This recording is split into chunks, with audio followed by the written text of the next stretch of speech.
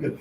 Good afternoon, everybody. Jim Fleeler coming to you from Ontario on Friday, July the 17th. Thank you for joining us today. Hope everybody's enjoying the summer and the hot weather, and obviously respecting each other's personal space. And as Asquith always says, washing your hands. So today we're really going to talk, our opening remarks here are really, North America continues to balance health and the economy, but while looking for definitive solutions to lower the risk of a resurgence. And this week, there's been, I guess, a ramp up of issues. If you take the states of California and things, they're opening all of their opening that they've planned and have been in place. They're now reversing and shutting down, while Ontario in Canada is moving to stage 3, which is opening dining and inside dining and things like that. So if you take any part of the world, it doesn't matter. I mean, there's a mixed array of really programs and advice from public health and things as to what to do. So it's a fast-paced world, and it probably will never go back to what we have. I know myself, I've been out at a couple of stores wearing my mask and things, and people are really, they're not getting it, right?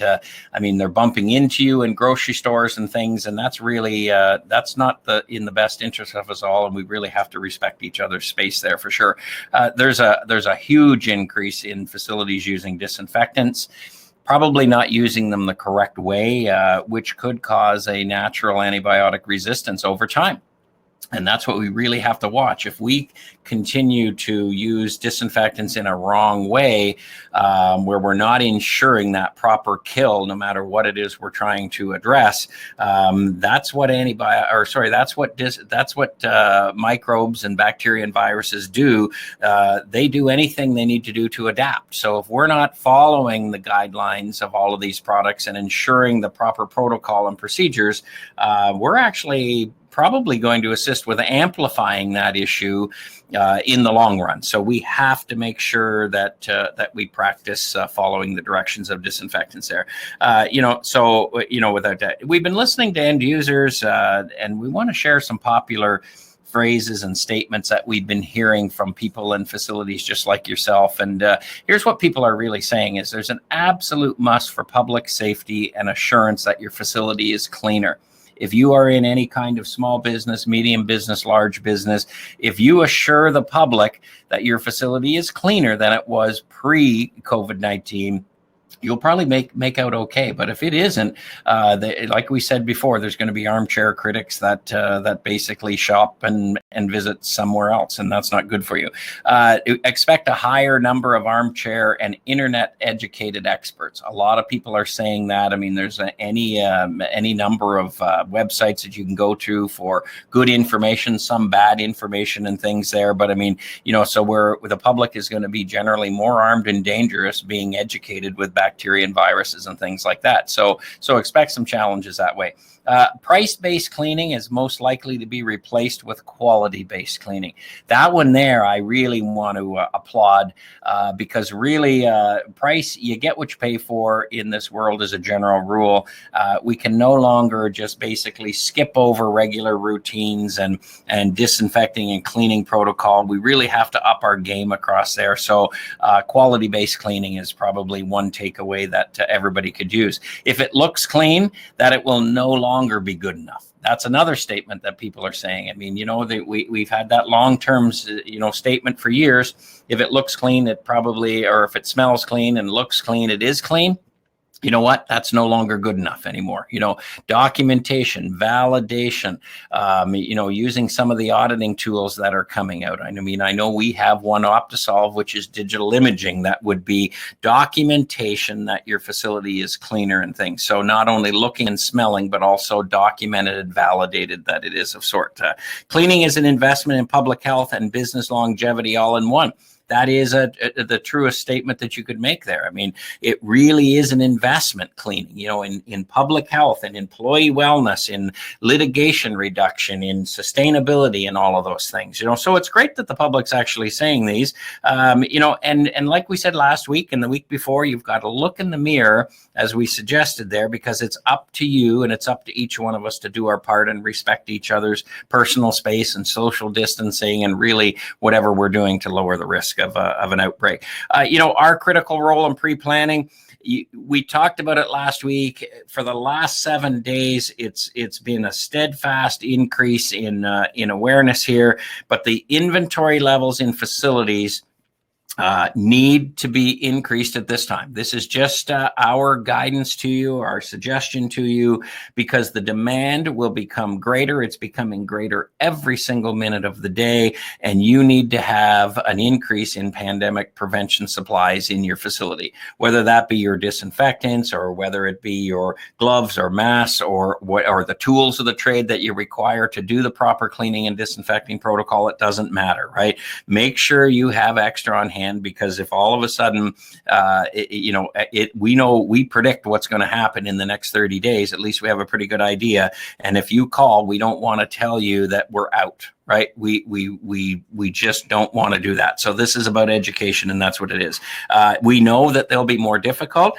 As the fall approaches, which sadly is not that far away, panic will set in there. The influenza, the impact of influenza and COVID-19 or whatever it is, will all come into it, and that could amplify it even worse. We don't know. The scientists and the doctors are really trying to figure that out, and that'll be overwhelming pressure. So really prepare yourself. Bring extra in. The expiry dates are irrelevant because they're up to 3 years. Capital budget or budget for pandemic supplies is easier to get from the finance department in any kind of facility. So that is our suggestion. I couldn't drive that home enough to you to bring it in now. Okay, so with that being said, let's begin today's session, and thank you for joining us again. So July 17th, Friday, hot and humid again. Jim Fleeler, I know you know me by now, or probably, but I mean, again, what I'd like to share is, look, this is a whole team at Charlotte. It's a fantastic team. We pride ourselves on innovation and safer solutions. I've got a few fans in the background actually applauding now, as a matter of fact, there. But just this week, just to let you know, the team had a very nice meeting surrounding innovation, practicing social distancing, talking about what do we do now? What's next? What's the next threat? What's the next innovation and things? And we had unbelievable discussions with marketing and with sales and with R&D and quality control and things, really talking about raw material, stocking and possible, shortages, sourcing things. We talked about new innovative products to provide you with products that and the education for cleaning, proper cleaning protocol. So we're not standing still behind the scenes, and that isn't me. That's the whole entire team, I can tell you. And that's in the best interest of you and moving forward there. So that's we could put up all pictures of everybody here, and we're all in the same belief of really helping you lower the risk of an outbreak. So that's leading into this week's discussion. It is a weekly series for sure. Your questions, make sure you're submitting those. They don't all show up on the screen, as a matter of fact, but that are there. But we will answer them before and during and after as we go along there. But make sure they come in, because we get an array of them every week. We answer them all week long. But do your part. You've got some questions. You've got some sort of questions around what should I best do, and whatever. We can help you, right? So just give us a little line, drop us a little line with a question, and we'll help that there. So floor care programs, we're going to talk about partial restorative element. We've been talking about interim maintenance and things. This week, we're going to talk about the deep scrubbing process and really surrounding labor efficiencies, and then an open mic with Asquith and myself there as we move along. So maintenance elements that are involved, there are 5 critical elements: pre-routine, routine. Interim is what we've done for the last couple of weeks, and that involves involves spray buffing and burnishing. And we used our burnishing cream and we used our spray buff solution we showed you on video, and they're online, as a matter of fact, now to revisit them. Those products are unbelievable. This week is partial restorative, and that's really where you've got a floor that has one or two top coats that are damaged, maybe black marks, scuff marks and things, maybe losing a little bit of foot traction to your public coming in, and you don't have time to do that complete restorative step. You don't have the budget to do it. You don't have the labor pool to do it now because maybe you're a little short during COVID and things like that. And this step here is easy to do, and it really gives you a return of about 50% labor savings. Okay, so it's called partial restorative. And I know in one of the videos we talked a little bit about coming up with all of the specific 1, 2, 3, 4, 5 and the routine and that's involved. And basically everything that's required. So what is the process? What's the return on investment? Nope, sorry, I move over this way. Okay, what's the return on investment in things? And then also step by step going through as to what equipment I need, and then what safety, what PPE do I need, what procedures, where do I start, what products, and all of the step-by-step directions going through. We said we would do that. We said we would be a couple of weeks doing that.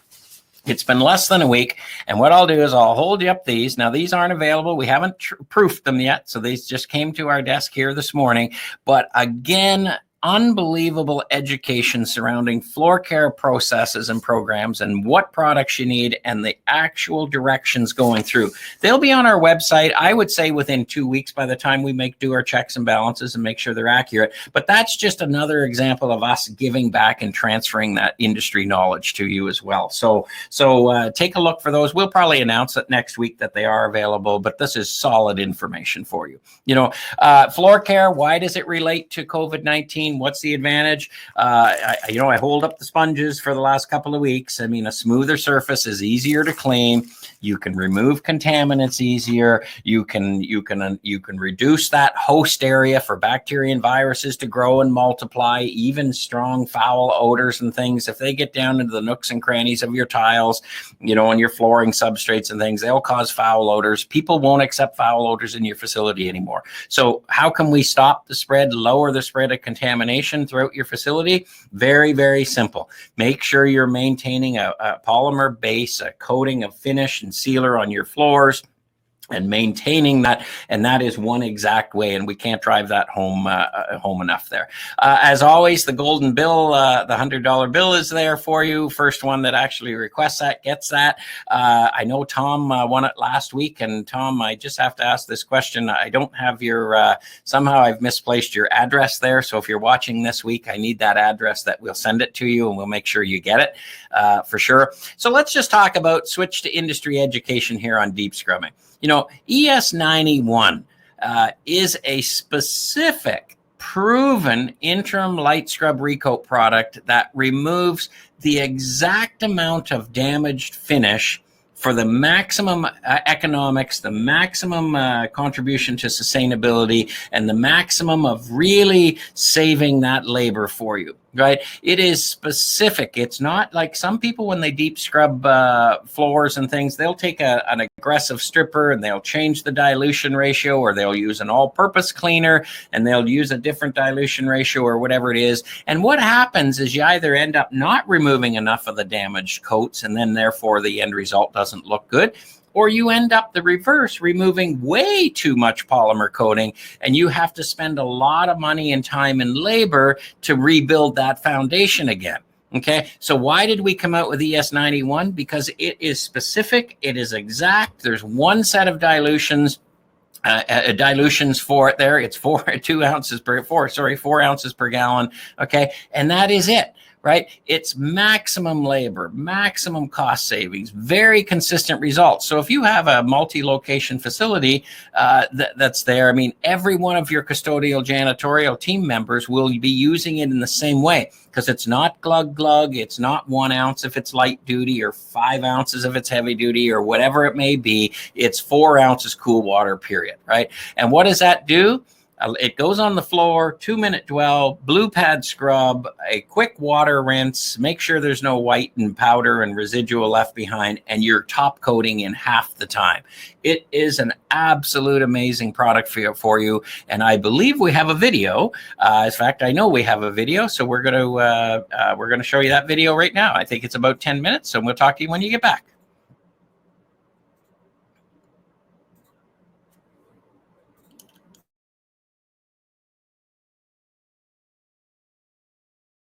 Hello everybody, Jim Fleeler, Vice President of Sales for Charlotte Products in Canada. Thank you for joining us on today's YouTube video. With COVID-19, and our job has really been to transfer the knowledge to help you lower the risk of an outbreak, and we've added floor care into that process.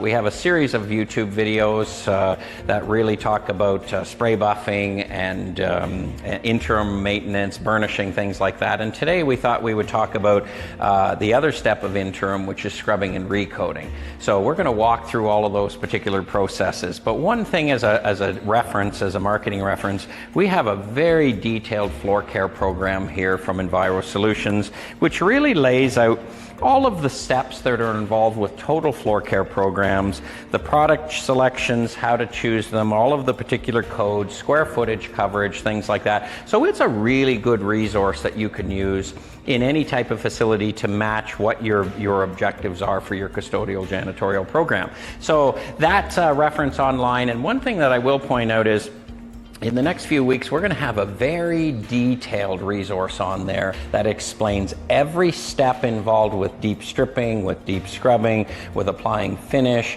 with spray buffing and things, from not only the safety protocol, but also the tools and equipment that are required, and then a specific checklist in a numerical order that help you go through all of the steps to achieve the job and receive the maximum labor efficiency. So just watch for that and keep an eye. That'll be a couple of weeks from now.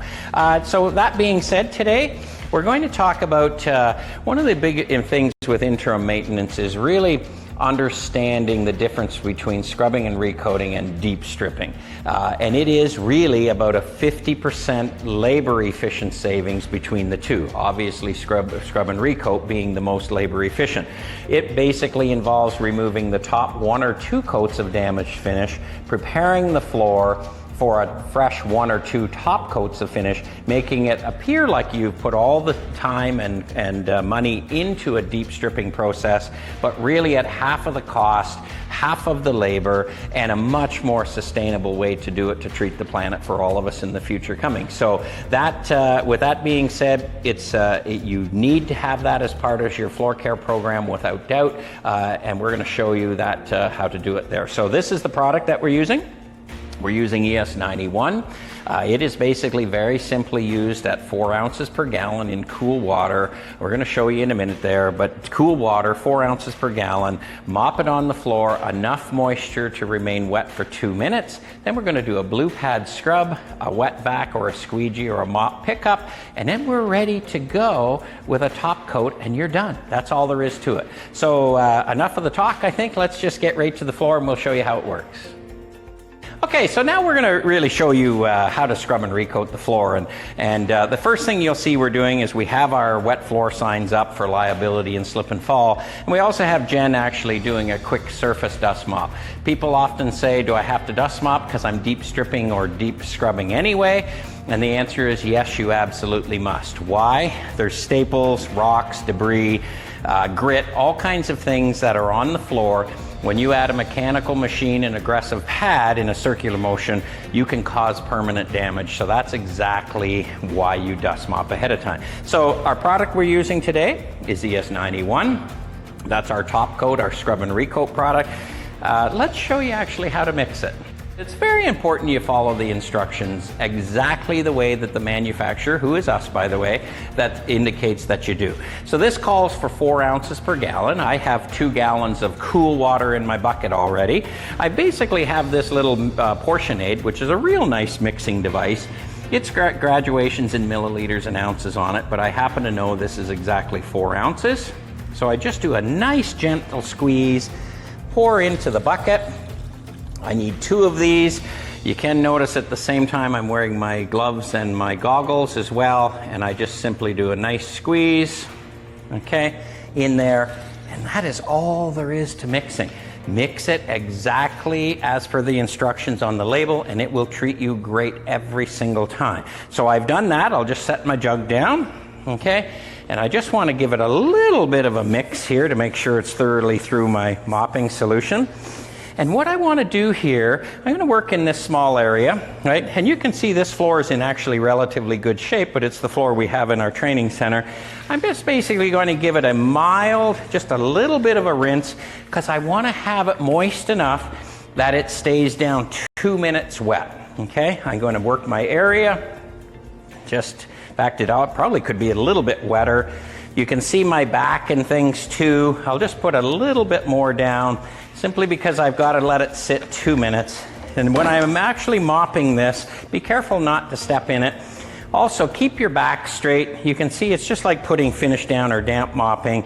That's all I'm going to do. My legs nice and straight, my back straight, using the power of my arms and my legs, and that's it. Very simple. So now we have to let this sit 2 minutes for a dwell time. You'll also notice, I know you can't notice it on camera, but there's virtually no odor to it whatsoever, so we're going to lower the complaints if we're doing it in the daytime with visitors and occupants in our building as well. So while that's sitting for 2 minutes, let's get our equipment ready to go, and we'll show you what pad we're going to use. Okay, so as our deep scrub product is actually sitting on the floor and our dwell time is 2 minutes, I thought it's a great time to get the machine ready to go. So for this process, we're going to put our PPE on, but we're going to use a blue scrub pad. This is typically what you're going to use for pretty well any scrub and recoat procedure. Like I said in a couple of the previous videos, the best way to put it on is really on the floor. Make sure it's centered, give it a little bit of a press down, and then that way your pad's going to be even, sort of like driving a car with a smooth tire or one that's out of balance. So this will actually be less fatiguing on the operator. You know, here we have our 3 cogs, okay?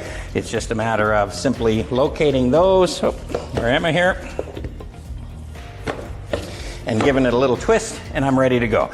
So now I take my machinery, and Jen's over there, and she's going to plug me in, because that's one of the things you never ever have to do, or you always want to do, is never ever plug it in ahead of time, and when you're especially putting the pads on and things like that. So I want to get this positioned to my specific strong point here in my hip.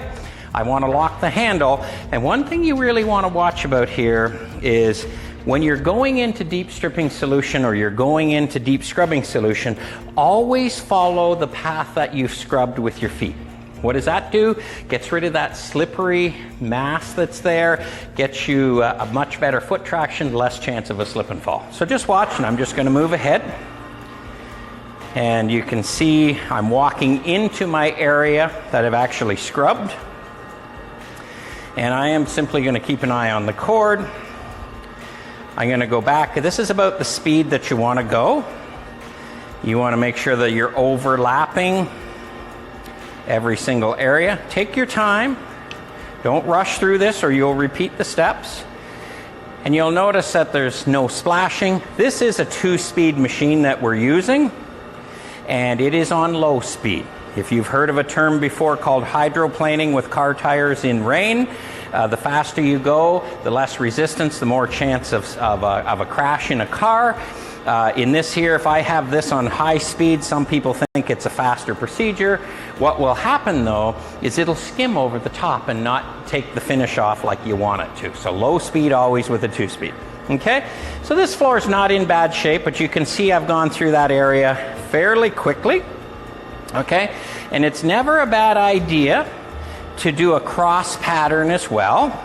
Okay, so in other words, left to right or north to south and east to west type pattern. So you can see, because there isn't anything as such as of an even floor anywhere in the world that I've ever found. So it's always nice to take a couple of extra minutes. Well, let this product do the work and go over it thoroughly.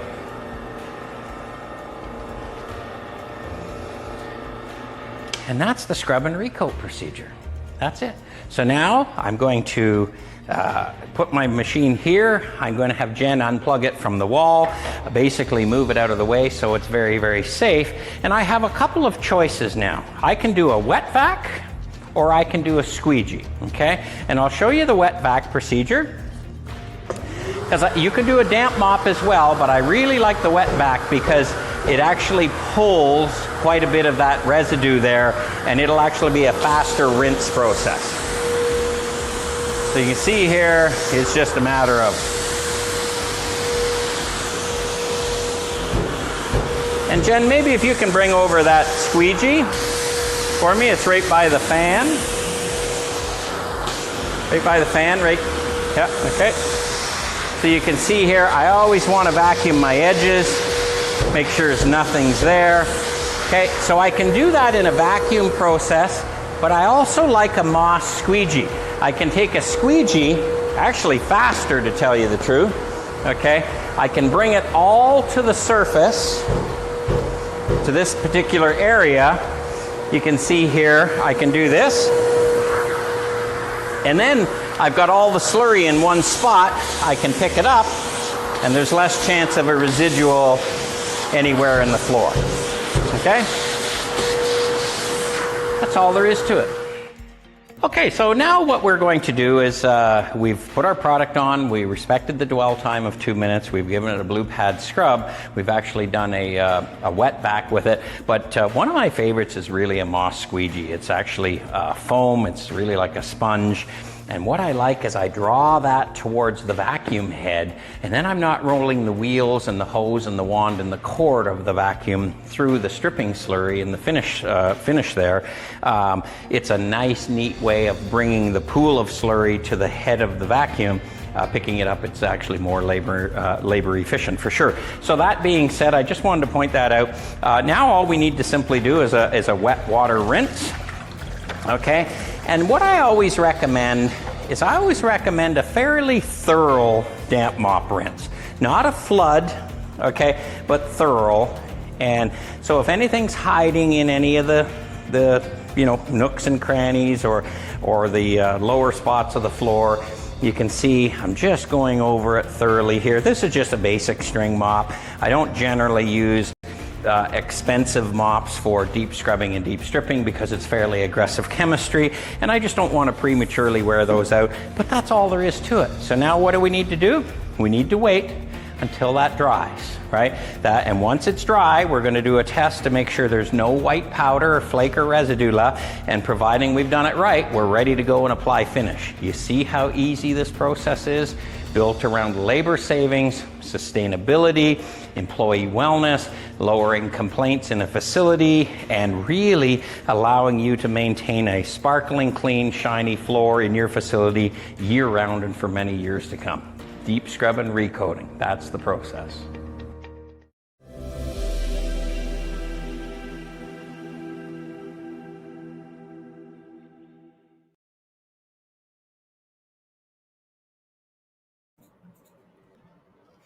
Okay, so hopefully you found that educational there, and that's actually deep scrubbing or scrubbing and recoating.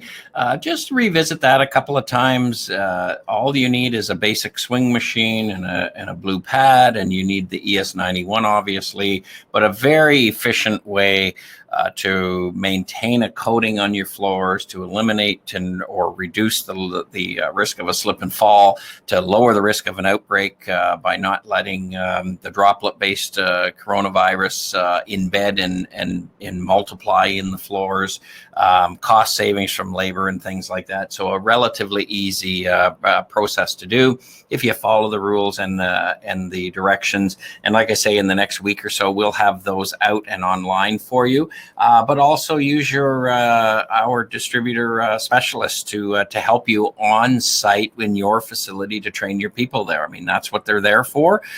You've got some expertise on our side that is available as well. But I mean, utilize us. That's what we're here for, to help you there. Okay. So rightly, and I've talked about this slide, I know, but I really want to emphasize this because we haven't talked about disinfectants really in depth for a while. This is our ES15, which is our proven disinfectant, registered with Health Canada. It's ready to use, so it really eliminates any issue with dilution and things there. There is a lot of inventory. We have a lot of available inventory of this in this size, and also a 3.78 liter. And like I said in the opening remarks there, you're best to have more on hand now, particularly in mid-July and going through August and September and October, than less, without question there. But the reminder I always have to state is make sure it is registered, which this is. Make sure you read all of the actual specific directions and instructions there. Very few people actually do that. You will need probably some magnifying glasses, because I do there, because it's pretty small print, but that's the law. Right, that's Health Canada dictates that, the Environmental Protection Agency dictates that, but read it, right? Dilution, not an issue with this, but with some concentrates, it certainly is there. Make sure you're diluting it properly, regardless of the method. The pump-up sprayers, which, by the way, we're relatively light on inventory of our pump-up sprayer, but we have 9,000 of them arriving shortly, as we said. That'll be able to supply North America fairly well there. So they're arriving shortly there. Maybe we'll ask with that question when they're going to arrive. Always pre-clean the surfaces. Always respect the dwell time, and when there's food contact areas, toys, things like that, respect and use potable water. So as a rinse there. So that's really what we're trying to educate you on. The webinars are all here from day one right through to today. Today's session will be probably uploaded on Saturday or Monday morning at the latest. These are all there as references, and also make sure that these lists we're adding to this weekly on a regular basis of all these different informative checklists and things that will help you lower the risk and up your game as far as cleaning protocol and disinfecting and things like that. So with that being said, thank you for joining today. We're going to get to our questions now. This is our 19th webinar in a row. Continue to visit us there, please. We really we're encouraged by that, and we're encouraged by the positive comments we're getting. Next Friday, July 24th, is here, or will be here, sorry, and we're going to continue with floor care labor efficiencies, and we're really going to continue with those instructional demos. And next week is the deep stripping process, which is the most difficult, requires the highest level of skill, and also is the most costly. So that's one that you want to really join with us there and visit for sure, because there's lots of good information. So with that being said, I think we'll get to our questions here, and I know Asquith is in the studio here, so we need our questions. I believe we have questions here today. Oh, they're actually being delivered to us, Asquith. Thank you very much, sir. Before we get started, though, Jimmy, I want to say something to our American friends that ES15 is also available in the United States. Did I only say Canada? You only said Canada. Oh, Jimmy. but I said Environmental Protection Agency. I think so. I thought you said anyway, yeah. But nonetheless, I want to emphasize that this product has an EPA as well, and it's also it's in the US. Might as well just put it there. Yeah, that's for sure. Yeah, that's and that is the original bottle. That's the first bottle off the line. First bottle off the line. As a matter of fact, it'll have a padlock on it today too, like your sanitizer there. So we talked about our sanitizer last week. Thanks for sharing that, because this week the orders came in like crazy for that sanitizer. It is an unbelievable grade, and thanks for sharing that, teaching us the quality that's behind the label. Actually, I mean, we can't get. There's a lot of garbage out there. Yeah. You don't want to leave the supermarket or the shopping mall or wherever smelling like you just had a whole bottle of tequila. No, it wouldn't be good for you. It wouldn't be good. Yeah, that's for sure. So we want to emphasize that. Yeah, and it's true, because you go out and I see more bottle styles and colors and flip caps and pour spouts and pumps and glug and everything else. And I mean, that is the best quality. That I'll put that up against anybody's anywhere as far as quality goes. I mean, it's just really good for your hands. There's no cracks. There's no stinging. There's no smell. I mean, it's just really nice product there. So it is available. I know that it is limited, without doubt. It is. There's high demand for quality. Yeah, it is. There's no question. So let's get to our questions here today. It's hot and humid again, and I think the Humidex is supposed to go to astronomical levels later this afternoon and over the weekend. Remember those days in January, Jimmy? Oh yeah, the 6 months were there, for sure. So here's one from Nancy. Great deep stripping video. We have a major buildup of finish, and we really cannot afford to spend time deep stripping every hallway due to the amount of square footage. Maybe a school or college or university. Can we use a black pad or a high pro pad for scrubbing and recoating to remove the finish in the worst areas and still get a good result? Well, I say never use the Hydro pad. You can use the blue pad. You mentioned that earlier. Yep. And that, just follow the instructions, the 4 ounces per gallon, give the adequate dwell time, and Bob's your uncle. It's nice and easy. Yeah, for sure. I've seen some people use a black pad when it's really bad. Really bad. If it is, yes. That is fine, but never ever a high productivity stripping pad. I mean, that will take too much finish off. And you'll discuss that next week. Yeah, actually, that is a discussion next week, as a matter of fact. So, Nancy, you can use black, but try the blue first. That's I would correct. believe it's not going to be much faster. I wouldn't think, if anything, but never high pro for sure. Yeah, you don't want to take all off. You just want to take just a micro, a coat or two off. Good point, because some people say, well, it doesn't matter if I take more off. Well, if you're doing a classroom, it doesn't matter. But the difference between a school board system or a healthcare system or a university or a shopping mall that takes 100 pails, if they take too much off, that automatically means they have to buy a ton more. And look, we don't have the budget there. Yes. That's what we're here there. So here's one from Charlie. Am I correct to say that I should not apply a sealer after a deep scrub only? Is there an advantage whatsoever if we do this, or should I wait until we deep strip?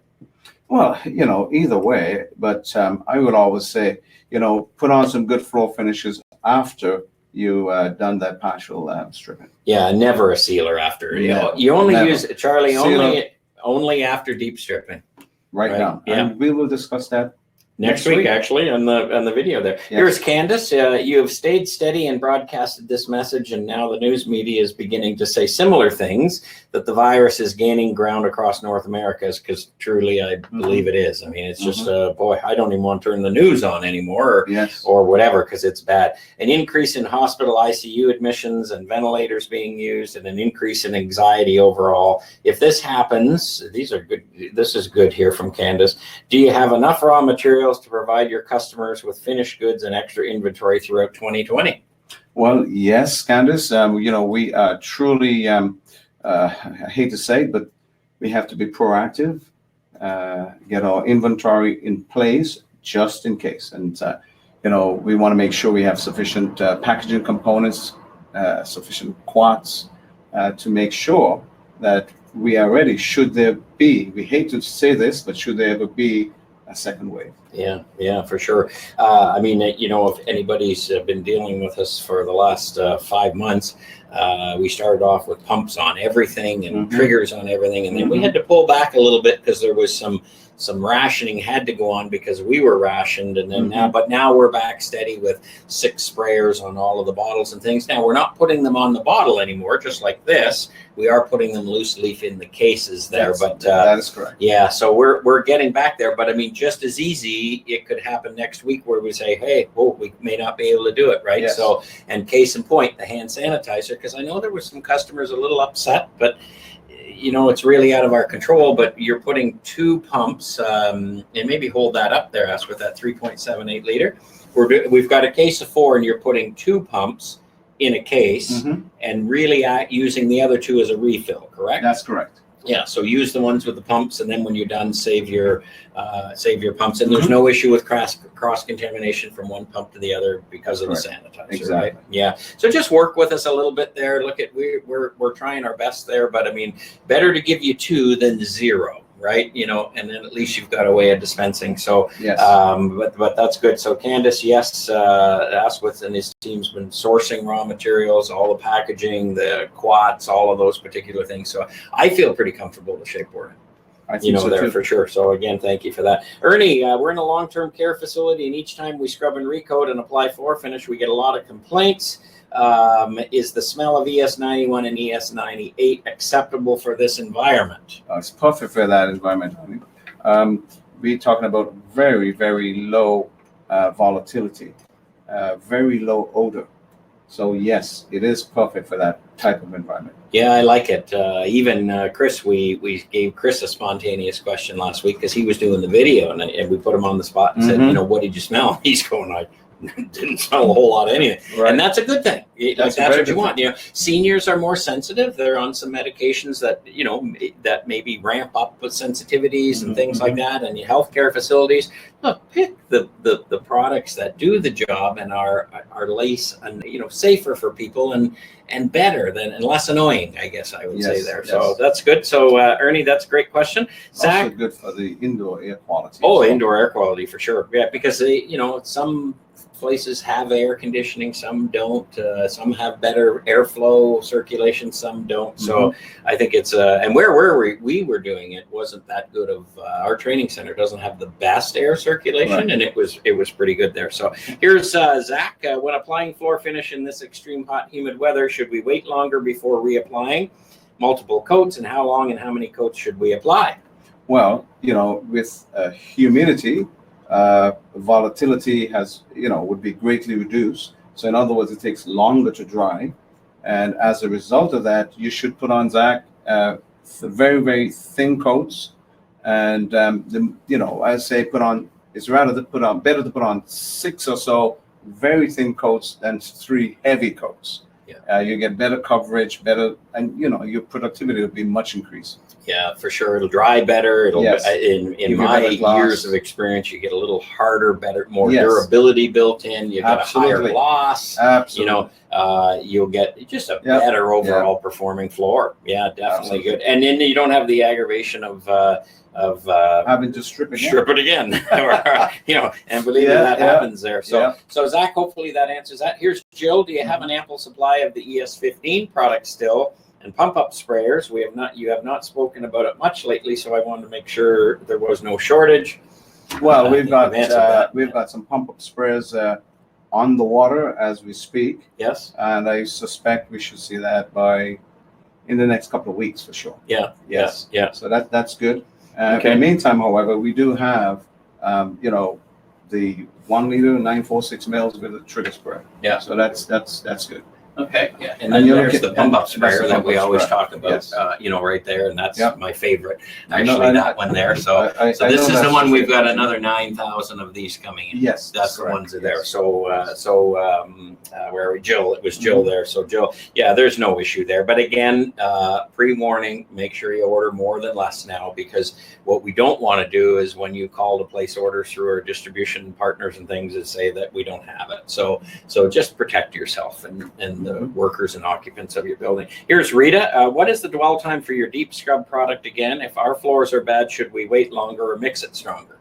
Never mix it stronger. Follow the use instructions. We got to emphasize that. Yeah. 4 ounces per gallon. 4 ounces per gallon. Yeah. Julie said 4 ounces per gallon, and just enough dwell time to get the job done. Yeah. It's generally 2 minutes. I'll tell you, 90% of the time, 2 minutes does it perfect. Yes. And again, don't let it sit there longer. Because it'll bite in and remove more finish and cost you more money to do it. Look, I mean, we are in sales, but we're in sales to sell you exactly what you need to get the job done, not more, right? Yes. And things. So let's just, and that's what we need in this industry, is just good knowledge that is surrounding honesty. Like that's really what it is. Here's Randy. Our facility prefers the scrub and recoat process. It saves tremendous labor costs. Can we deep scrub using your clean cut stripper you talked about a week ago, just allowing it to dwell for 30 seconds? Randy. You could do that. You just want to take off just a layer or two. You could technically do that. Yeah, but I don't recommend it. No way. We don't. 30 because seconds. It takes. Yeah, go ahead, Jimmy. 30 seconds of clean cut will remove 3 or 4 coats. It's just like the previous question. Yeah. You don't want to. We don't want to sell you a floor finish that you don't necessarily need. No. Use this, Randy, at 4 ounces per gallon, and it'll treat you absolutely fine. And dwell time only about 2 minutes. Yeah, exactly. Not very long dwell time. So the answer there, yes, you could, but if you, no, if you we don't. monitor it We very, don't. very closely. Yeah, But I'd say exactly. it'd be slightly too aggressive Yep. for the task at hand. For sure. Here's Tanya. For scrubbing and recoating, can we use a regular black pad as well? I think we've answered that, Tanya. Yes, you can.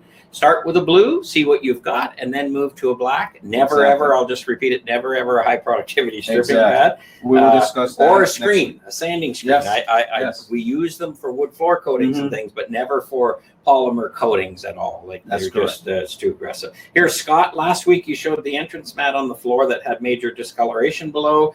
How old is that mat? When did it start showing signs of color transfer? If we lift, wash, and dry the surface below, can we avoid this from happening? Would applying a few coats of ES82 sealer in the beginning prevent this from occurring? Well, let's start with the first question first. I don't know how long ago I can answer the mat question. Could you answer that? It's 10 years old. It's 10 years. And it wasn't an expensive mat at the time. And Okay. has it been lifted, washed, and dried underneath very often? No. Okay. So self-inflicted, that's an error that we could have prevented some of that, right? Okay. So, and we talked about in the video, the better quality mat, it's best to spend a little bit more money to avoid that from happening in the first place. Absolutely. Yeah, yeah. And so then, now of the course, few coats of 82 sealer, Asquith. Absolutely. A couple of quotes of 82 sealer will mitigate What's that. the what do we got in our technical tests? Okay, and your tests in the lab, is it resist 30 of the most common stains found in facilities? Yes. Is that what we pretty well we advertise? Yes. Yeah. Like common stains. What kind of common stains would it be? Food stains. Yeah. Things like iodine. Things you see in the laboratory. Yeah.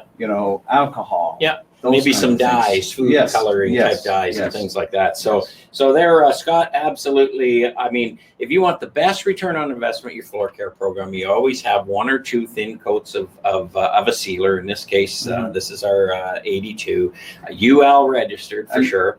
And you want to emphasize on the naked time. Yeah, there's no question there. Here's Albert. I think we're getting close to time here again. Do you recommend any particular electric burnisher to buy? Do you have a favorite or more experienced with one brand over the other? No, a name brand. Again, the RPM and the pad pressure of each burnisher has a direct impact on the exact polymer floor finish you're using. I would work with your distributor reps, make them, ask them to come in with 1 or 2, different brands and see how it works with your finish in your exact facility. And I have a favorite, but I don't want to say my favorite. And also too, Jimmy, you always want to do this as well. Something that matches their budget as well. Yeah. Right. Yeah. That's a good one there. So I think we got time for one more question. And sorry, we can't get to the other ones here today because I want to respect the 45 minutes there. But where does the time go, Jimmy? Well, it's you're talking more actually. You used to be quieter, as a matter of fact. And now you're talking more, and you've got all your wares here. You're showing, and those guys. You're even wearing fancy socks today, Oscar. That's different. You got to thank my daughter for that. Yeah. Oh, there you go. Here's Faye. Will you cover deep stripping procedures and the PPE involved in a future session? Yes. I'll be quick on that, and you just answered it. So there you go. Yeah. Okay. And one last one here because it's the end of this first page we're on. Walter, this is Walter. I used your Enviro Solutions ES98 floor finish this week. That product is amazing. It levels great. It dries fast. It has very little odor, if any. Hoping it performs half as good as it applied. Thank you. That's why we do this, right? That's why. Thank you, Walter. Thank you. Yeah, that's exactly why we do it there. So anyway, I think that's all we have for today. We want to respect the time there. My closing remarks are really, thank you for joining us again today. This is our 19th webinar, Asquith. It's hard to believe 19 Fridays in a row that we've done it. And we'll continue to do it and explore some new things. One thing we're exploring now is bringing a panel of some different speakers in. Actually, I think that's a great idea. Yeah, that we can add some industry knowledge from other people that maybe can relate to some of our watchers ahead of time. And we'll be very selective as to who we invite in there. As a matter of fact, we can't just invite anybody, or whatever. But we'll get maybe some manufacturers, some of your chemists maybe come in and talk a common sense approach there. So just mix it up a little bit as well. So we're going to do that. I think it's a great idea. Yeah. So my last word before I turn it over to Asquith for his closing is, you've got to respect each other's space. I mean, going to stores and places and bumping into each other. And really, I had a person in the store, I'm looking at something the other day, and this person came up within a foot. And I just looked at them and I said, like, really? Like, do we have to be on the same tile at the same time? Do you not understand 6 feet or 2 meters or whatever? And it sort of, it bugs you a little bit, because we have to respect each other. And like I say, look in the mirror, because that's where the answer is, right there. So Asquith, your final thoughts. Well, I say, just tagging along what you said, respect each other, be kind to each other, wear a mask, because then you're protecting your partner, your friend, your neighbor. And if you cannot practice social distancing, wear the mask. Yeah. And of course, continue to wash your hands. Yeah, absolutely. Wash your hands. So again, thank you very much. Friday, July the 17th. Stay safe, and we'll see you next week. Thank you. Thank you.